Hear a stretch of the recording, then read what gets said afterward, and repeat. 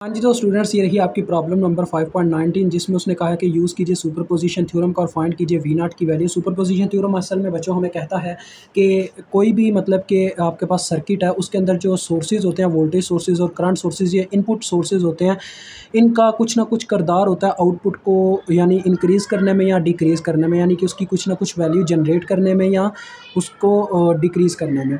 तो लिहाजा superposition theorem ये कहता है कि हम इस तरह से भी कर सकते हैं कि एट अ टाइम एक सोर्स को ऑन रख के, किसी एक वोल्टेज सोर्स या किसी एक करंट सोर्स को ऑन रख के बाकी सबको शट डाउन करके अपनी आउटपुट का कुछ हिस्सा फाइंड आउट करते जाएं और वन बाय वन ऐसे ही एक एक सोर्स को ऑन करते जाएं और अपनी आउटपुट का हिस्सा कैलकुलेट करने के बाद तमाम जो आपने हिस्से कैलकुलेट किए होंगे उन सबको जमा करें तो आपको क्या मिलेगा, आपका एग्जैक्ट आंसर मिल जाएगा। ये सुपरपोजिशन थ्योरम का कहना है। तो यही हमने यहाँ पे अप्लाई करना है। तो देखिए मेरे पास इतना बस क्वेश्चन गिवन था, ये नीचे वाला मैंने खुद ड्रा किया। तो मैंने क्या किया बच्चों, मेरे पास ये जो सर्किट है इसमें मेरे पास आउटपुट वी नॉट है और इनपुट के तौर पे दो सोर्सेज लगे हुए हैं, एक करंट सोर्स है एक वोल्टेज सोर्स है। तो मैंने क्या किया, एट अ टाइम यहाँ पे वोल्टेज सोर्स को पावर ऑन रखा है और करंट सोर्स को शट डाउन कर दिया। तो देखो करंट सोर्स जब शट डाउन होता है तो वो एज अ ओपन सर्किट के तौर पे वर्क करता है, तो उसकी जगह ओपन सर्किट आ गया। ठीक है, ये ओपन सर्किट का साइन है। तो यहाँ पे ओपन सर्किट आ गया, मतलब एक ऐसी वायर जिसके होने या ना होने से ज़्यादा फ़र्क नहीं पड़ता बिकॉज उसमें करंट फ्लो नहीं कर पाता।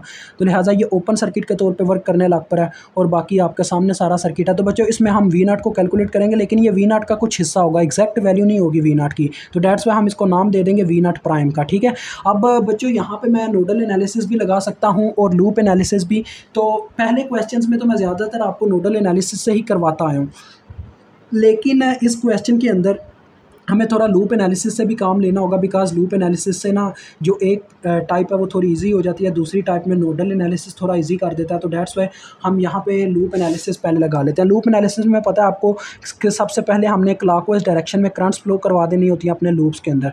तो ये मेरे पास एक लूप है, सबसे पहला लूप, इसके अंदर मैं I1 के नाम से करंट फ्लो करवा देता हूँ। उसके बाद ये मेरे पास एक पूरा से एक ही लूप है जिसके अंदर मैं एक करंट फ्लो करवा देता हूँ। क्लॉकवाइज डायरेक्शन है, देखने चाहे उनके लूप्स थोड़े अजीब अजीब बन रहे हैं ना मुझसे, क्योंकि मेरी शेप ही कुछ ऐसी बनी हुई है। इसका नाम मैंने रख दिया I2, यानी इस पूरे लूप के अंदर I2 फ्लो कर रही है, इस लूप के अंदर I1। अब इनकी हम लिखेंगे बच्चों equations by applying KVL। KVL means Kirchhoff current law. हमने हर एक चीज़ के वोल्टेज लिखने होते हैं जो उसके घेरे में आ रही होती है। तो बच्चों अगर किसी रजिस्टर के वोल्टेज लिखने हो तो हाँ आप उसके ऊपर क्या करते हो, KVL लगाते हो, यानी ओहम्स लॉ लगाते हो। Ohm's law V is equal to IR, वो फार्मूला। तो देखो बच्चों यहाँ से पहले मैं अप्लाई करूँगा KVL अपने लूप 1 पे।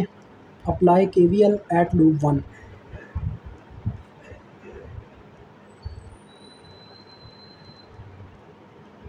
तो ये मेरा लूप 1 है। आपको बताता चलूँ हम क्यों KVL वगैरह लगा रहे हैं, क्योंकि वी नॉट प्राइम को अगर कैलकुलेट करना है तो देखें वी नॉट प्राइम आपके पास कैसे जनरेट हो रहे हैं। इसकी अगर मैं इक्वेशन लिखूँ ओहम्स लॉ की मदद से, तो रेजिस्टेंस ये किस रेजिस्टर के क्रॉस है, वोल्टेज 3 किलो ओहम, तो इसकी रेजिस्टेंस होगी 3K। अगर करंट की बात करूं तो देखो बच्चों I2 एक ऐसी करंट है जो इस रेजिस्टर में से गुजरती है, तब इसमें वोल्टेज पैदा होते हैं। और अगर मैं इसकी इक्वेशन में लिखना चाहूँ तो I2 जिस टर्मिनल में एंटर हो रही होगी उस साइन के साथ वहाँ पे पुट की जाएगी। तो I2 देखो अपनी डायरेक्शन के अकॉर्डिंग इसके पॉजिटिव टर्मिनल में एंटर होती है, डेट्स वाई ये प्लस में पुट की जाएगी, प्लस I2। नहीं तो मैं -I2 वहाँ पे पुट करता, यानी मेरे पास फार्मूला आ जाता -3KI2। ठीक है, ऐसे फार्मूला आ जाता, लेकिन ऐसे नहीं आया। ठीक है, समझ गए इस बात को।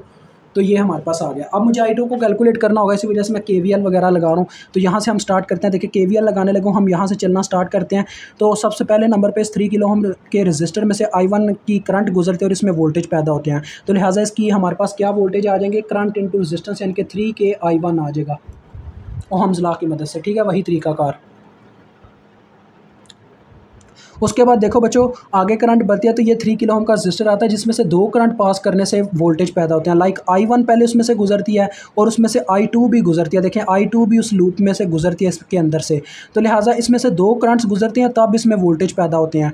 तो लिहाजा आपने पता क्या करना है, इसमें दोनों की डायरेक्शन देखो अपोजिट है। I1 ऐसे जा रही है किस साइड पे, राइट साइड पे, और अगर मैं I2 को ऐसे घुमा के देखूँ तो वो इस रजिस्टर में से लेफ्ट साइड की तरफ गुजरती है, यानी कि दोनों की डायरेक्शन अपोजिट है। I1 जा रही है राइट साइड साइड को और I2 जा रही है लेफ्ट साइड को। एक्शन और रिएक्शन हो रहा है और न्यूटन ने कहा था action and reaction are equal but opposite in direction. तो लिहाजा हमें क्या करना होगा, इसमें से किसी एक करंट को नेगेटिव लेना होगा। डेट्स वाई मैं आपको कहता हूँ कि जिस लूप के ऊपर आप KVL लगा रहे हो सिर्फ उसकी करंट को पॉजिटिव रखो। डेट्स वाई हम क्या करेंगे, यहाँ पे लिखेंगे +3K इंटू I1 को प्लस में रख लेंगे और -I2 लिख लेंगे। ठीक है, I2 को मैंने नेगेटिव में ले लिया। आगे नेक्स्ट बात करूँ तो आगे बारी आ जाती है, देखो आगे करंट बढ़ती है तो इस 3 किलो ओम में से गुजरती है, तो इसके अंदर भी वही केस है बच्चों, I1 भी इसमें से गुजरी है और I2 भी इसमें से गुजरती है, तब इसमें वोल्टेज पैदा होते हैं। तो लिहाजा I1 देखो ऐसे डाउनवर्ड जा रही है, I2 ऐसे अपवर्ड जा रही है अपनी डायरेक्शन के अकॉर्डिंग। आप घुमा के देखो ऐसे I2 को, तो लिहाजा हमें वही तरीकाकार यानी कि एक करंट को नेगेटिव एक करंट को पॉजिटिव, तो बात वही है, I1 को ही पॉजिटिव लेना पड़ेगा क्योंकि लूप 1 के ऊपर KVL लगा रहे हैं और इज इक्वल टू 0 आ गया क्योंकि हमने हर उस चीज़ के वोल्टेज लिख लिए हैं जो इस लूप के अंदर शामिल थी, यानी कि हम उस पॉइंट पे वापस आ गए जहाँ से हमने चलना स्टार्ट किया था। अब इसमें देखो बच्चों I1 के इकट्ठे कर लो पेयर, कितना बन रहा है I1, 3K I1 plus 3K 6K हो जाएगा, 6 और 3 9 हो जाएगा, 9K I1। और I2 के पेयर्स की बात करूँ तो देखो -3K I2 और ये यहाँ से -3K I2 यानी कि टोटल बन जाएगा -6K I2। अब आप इसको इक्वेशन नंबर 1 का नाम दे दो। इसको भी हम मैट्रिक्स फॉर्म से सॉल्व करेंगे, तो जिन बच्चों को पता नहीं है मैट्रिक्स फॉर्म से कैसे सॉल्व करते हैं वो लूप एनालिसिस के लिए जाके अपनी वीडियो 3.11 और 3.12 जैसी एग्जांपल्स की वीडियोस देख लें। मैंने उसमें बताया हुआ है कैसे कैलकुलेटर में ये पुट करके आप सॉल्व कर सकते हो। ठीक है, आगे नेक्स्ट अब बच्चों देखो लूप 1 पे हमने KVL लगा लिया, अब लूप 2 के ऊपर KVL लगाएंगे। अब आप ये लाइन लिख लीजिएगा, अप्लाई KVL, चले मैं लिख देता हूँ अप्लाई KVL एट लूप 2।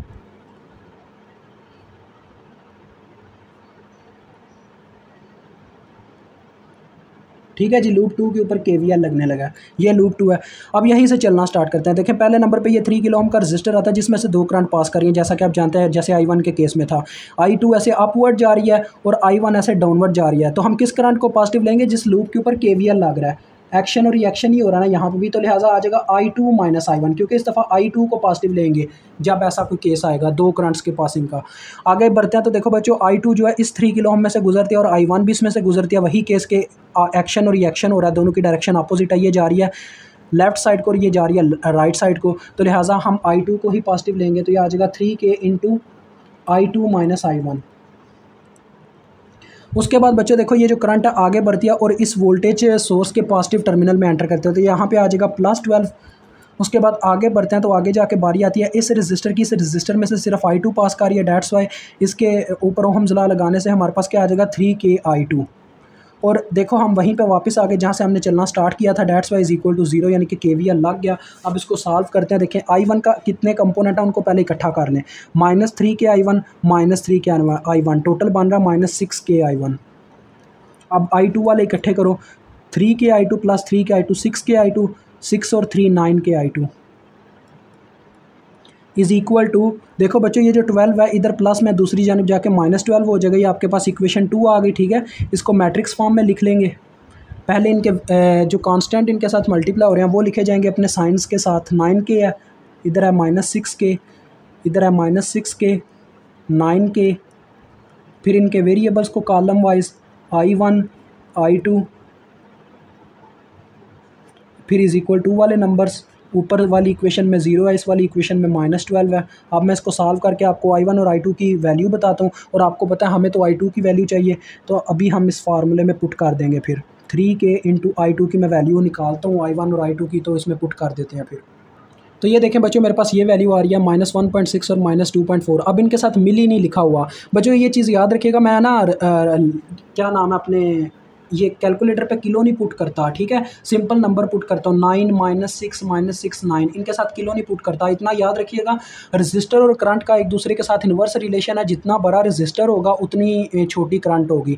तो रजिस्टर अगर किलो में है तो करंट हमेशा मिली में निकलेगी, ये चीज़ याद रखिएगा। ठीक है, तो डेट्स वाई आपके पास करंट देखो I1 की वैल्यू आई है -1.6 मिली एम्पेयर और आपके पास I2 की वैल्यू आई है -2.4 मिली एम्पेयर, और आपको I2 की ही वैल्यू चाहिए थी। I2 की कितनी वैल्यू आई है -2.4 मिली, तो ये मैंने पुट कर दिया। ठीक है, और ये आपको ये साइड पे लिख के दिखा रहा हूँ। I1 की वैल्यू है -1.6 मिली एम्पेयर बच्चों कैलकुलेशन के बाद, और I2 की वैल्यू आपके सामने पुट किया -2.4 मिली एम्पेयर, और ये कहाँ पे पुट किया, इस फार्मूले में, ताकि मैं V0 प्राइम को कैलकुलेट कर सकूँ। 3 × 2.4, तो ये बच्चों आपके पास आ गए हैं -7.2 वोल्ट। किलो और मिली आपस में कैंसिल हो जाएंगे। तो ये आपने कैलकुलेट कर लिया जब आपका वोल्टेज सोर्स था। अब हम क्या करेंगे, करंट सोर्स को एक्टिवेट करेंगे और वोल्टेज सोर्स को शट डाउन कर देंगे। तो देखो बच्चों, वोल्टेज सोर्स शट डाउन जब होता है तो एज अ शॉर्ट वायर के तौर पे वर्क करता है। तो यहाँ पे शॉर्ट वायर आ जाएगी, बाकी सर्किट एज इट एज होगा। अभी मैं इसको ड्रा करता हूँ। हाँ तो बच्चों आप देख सकते हो मैंने सर्किट ड्रा कर दिया। ये थोड़ा ना जो ऊपर गंद मचा था ये थोड़ी मिस्टेक हो गई थी, इस वजह से माजरत, लेकिन यहाँ पे नहीं अब होगा मसला। तो देखो ये मैंने सर्किट ड्रा कर दिया, 12 वोल्ट के सोर्स को शट डाउन कर दिया, वहाँ पे आ गई है शॉर्ट वायर और बाकी करंट सोर्स एक्टिवेट हो गया। और अब V0 का जो बाकी का हिस्सा है, तो इसको हम V0 तो नहीं कह सकते, डेट्स में हम इसको अब नाम देंगे। वहाँ पे प्राइम कहा था, यहाँ पे डबल प्राइम कह देते हैं, ठीक है जी। अब हम इसको कैलकुलेट करेंगे। तो बच्चों यहाँ पे हम नोडल एनालिसिस टेक्निक का इस्तेमाल करेंगे। लूप एनालिसिस इसमें लंबा हो जाएगा, डेट्स में हम नोडल एनालिसिस का इस्तेमाल कर लेंगे, ठीक है। तो नोडल एनालिसिस टेक्निक लगाऊंगा। सबसे पहले नोड आइडेंटिफाई करना। नोड एक ऐसा पॉइंट होता है बच्चों जहाँ पे एक से ज़्यादा चीज़ों की वायर अटैच हो। जहाँ पे बच्चों 2 चीज़ों की वायर अटैच होती है वो होता है बाइनरी नोड। जहाँ पे 3 चीज़ों की वायर अटैच होती है वो होता है हायर नोड। जहाँ पे 3 से ज़्यादा चीज़ों की वायर अटैच होती है वो होता है सरफेस नोड। बच्चों बाइनरी नोड को हम कंसीडर नहीं करते, वो हमारे क्वेश्चन को लंबा कर देता है, ठीक है। बाकी 2 को कंसीडर करते हैं। तो देखें, सबसे पहले मेरे पास ये एक ऐसा पॉइंट है जहाँ पे करंट सोर्स की एक रजिस्टर की वायर अटैच है, ठीक है बच्चों। और देखो एक ये भी पॉइंट है जहाँ पे 2 रजिस्टर की वायर अटैच है। तो इन दोनों के दरम्यान में कोई चीज़ भी अटैच नहीं है, ठीक है। इन दोनों के दरमियान में अगर कोई भी चीज़ अटैच नहीं है, यानी कि कोई चीज़ मौजूद नहीं है, रजिस्टर या कोई करंट सोर्स कुछ भी नहीं, तो ये एक ही नोड है। ओवरऑल ये एक ही नोड है, तो इसको कहा जाएगा सरफेस नोड। तो ये इसकी सतह है। ये मैं आपको समझाने के लिए इसकी ऐसे बाउंड्री ड्रा कर देता होता हूँ आपको समझाने के लिए, क्योंकि कुछ बच्चे ना इस चीज़ में परेशान हो जाते होते हैं। तो ये एक ही नोड है। तो यहाँ पे हम V1 के नाम से वोल्टेज ले लेते हैं, ठीक है जी। उसके बाद बच्चों देखो ये एक ऐसा पॉइंट है जहाँ पे मेरे पास 3 चीज़ों की वायर अटैच है, एक करंट सोर्स और 2 रजिस्टर। तो ये मेरे पास दूसरा नोड यहाँ पे V2 के नाम से ले लिए। और ये एक तीसरा नोड है जहाँ पे 3 रजिस्टर्स की आके वायर अटैच हो रही हैं। तो इसको हम कर देंगे ग्राउंड, बिकॉज एक नोड का ग्राउंड होना ज़रूरी है, अदरवाइज़ करंट फ्लो नहीं कर पाएगा। तो यहाँ पर ग्राउंड नोड आ गया। अब देखो बच्चों V0 डबल प्राइम की अगर मैं इक्वेशन बनाना चाहूँ तो क्या बनती है, V0 double prime is equal to, देखो ये जो V0 डबल प्राइम है ये 2 नोड्स के सेंटर में आ रहा है। ये देखो नोड 1 और नोड 3 के सेंटर में ये V0 डबल प्राइम का रजिस्टर लगा हुआ है। ऐसी बात ही है ना, ये देखो ऐसे वायर है। तो जिस तरफ इसका पॉजिटिव टर्मिनल होगा वो वाले नोड के वोल्टेज प्लस में आ जाएंगे, जिस तरफ इसका नेगेटिव टर्मिनल होगा वो वाले नोड के वोल्टेज माइनस में आ जाएंगे। ये इसकी इक्वेशन ऐसे आएगी, यानी कि ये V1 के बराबर है। मुझे V1 की वैल्यू कैलकुलेट करनी होगी, तो लिहाजा मैं अप्लाई करूंगा बच्चों KCL 1 बाय 1। अब हम KCL अप्लाई कर रहे हैं। KCL में हम करंट्स लिखते हैं, ठीक है। KVL में वोल्टेज लिखते हैं, KCL में करंट्स लिखते हैं। KCL एट नोड 1, वहाँ पे लूप होता है, यहाँ पे नोड होता है, ठीक है। तो ये बच्चों मेरा नोड 1 है। अब इसके घेरे में जितनी भी वायर्स आ रही हैं ना उन सब की मुझे करंट्स लिखनी होगी। देखो एक तो ये वायर है, एक ये वायर है और 2 ये वाली वायर्स हैं। तो बच्चों जिस वायर की करंट का नहीं पता होता वहाँ पे हम लिविंग करंट फार्मूला लगा लेते होते हैं। पहले मैं बच्चों यहाँ से स्टार्ट करूँगा। इस वायर की देखो मुझे करंट का नहीं पता, तो मैं बताता चलूँ KCL है क्या था। Sum of entering current is equal to sum of leaving current. हमने बच्चों एक इज इक्वल टू की एक साइड पर लिविंग करंट्स लिखनी होती है और एक साइड पर एंटरिंग करंट्स। तो मैं हमेशा इज इक्वल टू की लेफ्ट हैंड साइड पर लिविंग करंट्स लिखता हूँ, ठीक है। और इज इक्वल टू को लास्ट में लगाता हूँ, क्योंकि आपको पता है अगर मैं पहले ही लगा दूंगा मुझे पता नहीं चलेगा कितनी स्पेस है। तो कभी कभार ना स्पेस ज़्यादा चाहिए होती है, तो इज इक्वल टू जो है ना काम खराब कर देता है पहले लगाने की वजह से, तो हम बाद में लगाते होते हैं। तो देखो पहले मैं लिविंग करंट्स लिखता हूँ। पहले मैं इस वायर की करंट लिखता हूँ। अब यहाँ पे मुझे इस वायर की करंट का नहीं पता, तो मैं लिविंग करंट फार्मूला लगाऊंगा। मैं यहाँ से करंट को लीव करवाऊंगा, जिस नोड में से हम करंट लीव करवाते हैं उसी वक्त उस नोड के वोल्टेज लिख के आगे माइनस लिख देना होता है। यहाँ पे आपको पता है V1 है, V1 माजरत V1 माइनस। अब यहाँ से करंट लीव करती हुई देखो जाके नोड टू नोड मूवमेंट करानी होती है आपने। V1 माइनस जाके ये एंटर हो गई 0 वोल्ट में, ठीक है। नोड टू नोड मूवमेंट होगी V1 माइनस 0 और जितनी रेजिस्टेंस रास्ते में आई वो आगे बटे में जो कि 3K है।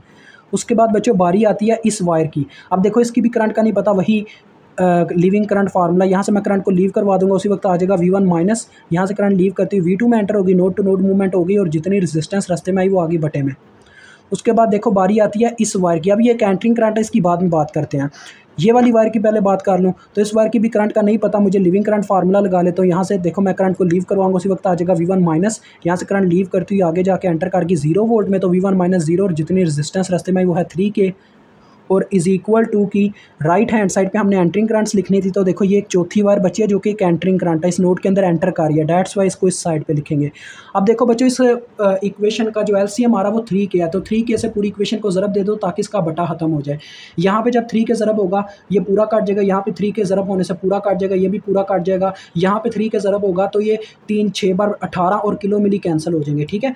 तो यहाँ पे आ जाएगा simple V1 plus V1 minus V2 plus V1 is equal to 18, ये आ जाएगा आपको इसको जब पूरी इक्वेशन को 3K से ज़रब दोगे तो देखो ये क्या बन रहा है, 3v1 minus v2 is equal to 18। ये आपके पास आ गई इक्वेशन नंबर 1। अब हम इक्वेशन नंबर 2 बनाएंगे इस नोड के ऊपर KCL लगा के। ये जो आपका नोड 2 है, आपने लिख लेना अप्लाई KCL एट नोड 2, ये आप लिख लीजिएगा, ठीक है बच्चों। देखो वही तरीकाकार, मैं 1 बाय 1 सब के ऊपर लिविंग करंट फार्मूला लगा लूँगा। जिन वायर्स की करंट का नहीं पता, पहले मैं इस वायर की करंट लिखता हूँ। तो क्या लिखी जाएगी, इस नोड में से मैंने करंट को लीव करवाया, उसी वक्त आ जाएगा V2 माइनस, यहाँ से करंट लीव करती हुई V1 में एंटर कर गई, तो V2 minus V1 divided by जितने रेजिस्टेंस रास्ते में वो है 3K। उसके बाद बारी आती है ये नीचे वाली वायर की, तो यहाँ पे भी living current formula V2 minus, यहाँ से करंट लीव करती हुई जाके 0 में एंटर कर गई और जितनी रेजिस्टेंस रास्ते में। उसके बाद बच्चों एक करंट का हमें ऑलरेडी पता है जो कि इसमें से लीव कर रही है, तो लिविंग करंट तो इसी साइड पे लिखना +6 मिली is equal to 0। Entering current कोई है ही नहीं तो उसकी जगह 0 आ गया। अब इसका एलसीएम भी 3K आ रहा, तो पूरी इक्वेशन को 3K से ज़रब दे दो। यहाँ पे 3K ज़रब हुआ तो पूरे का पूरा कट गया, तो ये आ गया V2 माइनस V1। यहाँ पे 3K ज़रब हुआ, पूरे का पूरा कट गया, तो V2 आ गया। यहाँ पे इसके साथ 3K ज़रब हुआ तो 3 6 बार 18 और किलो मिली कैंसिल हो गए। तो इसको भी ज़रा ना उस तरतीब से लिखो, यानी कि पहले V1 का वेरिएबल, फिर V2 का वेरिएबल जो कि 2V2 बन रहा है, और फिर इज़ इक्वल टू की दूसरी साइड पे एक कांस्टेंट होना चाहिए। तो ये आपकी इक्वेशन नंबर 2 आ गई। अब इसको हम सॉल्व कर लेंगे बच्चों अपने मैट्रिक्स फार्मूले से। मैट्रिक्स के अंदर कैसे सॉल्व करते हैं मैंने आपको बता दिया, वह कौन से वीडियो से जाके देखना, एग्जाम्पल 3.1 से भी आप देख सकते हैं जाके। तो पहले इनके कॉन्स्टेंट्स लिख लेंगे साइंस के साथ,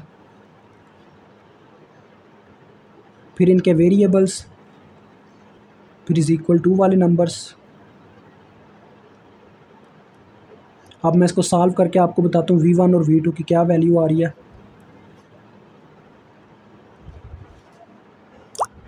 तो ये आप देख सकते हैं, ये मुझे कैलकुलेटर वैल्यू दे रहा है। V1 की वैल्यू है 3.6 वोल्ट, जबकि V2 की वैल्यू है -7.2 वोल्ट, ठीक है जी। तो इस तरह से आप भी वैल्यू हासिल कर सकते हैं अगर आप ये तरीका सीख लें। तो मैंने आपको बता दिया कहाँ से सीखना है। तो आपको कौन सी वैल्यू चाहिए थी बच्चों, V0 डबल प्राइम के लिए V1 की, जो कि आपको मिल चुकी है। तो यानी कि V0 डबल प्राइम V1 के बराबर था, जो कि बराबर आ गया हमारे पास 3.6 वोल्ट के। और मैंने आपको बताया था कि आपने 1 बाय 1 सोर्सेज की अक्रॉस V0 की वैल्यू निकाल के, यानी कि V0 की आपने पार्ट्स निकाले हैं। अब इन पार्ट्स को अगर आप जमा करें तो आपको टोटल V0 की वैल्यू मिल जाएगी। यही तरीकाकार होता है सुपरपोजिशन थ्योरम का। तो V0 बराबर होगा बच्चों, आपने देख लिया इनपुट सोर्सेज की वजह से कितनी V0 जमा यानी कि प्रोड्यूस हो रही है। तो अब आपने उन सबको जमा कर देना, आपको V0 डबल प्राइम और V0 प्राइम को जमा करना है, तो आपको V0 मिल जाएगी। V0 प्राइम की कितनी वैल्यू आई थी, -7.2, और V0 डबल प्राइम की आई है 3.6। तो देखते हैं ये कितना बनता है। मेरे ख्याल में ये -3.6 आंसर आने वाला, देख लेते हैं। -7.2 + 3.6, जी बिल्कुल आपका आंसर आता है बच्चों -3.6 वोल्ट। तो मुझे उम्मीद है आपको समझ आ गई होगी। खुदा हाफिज़।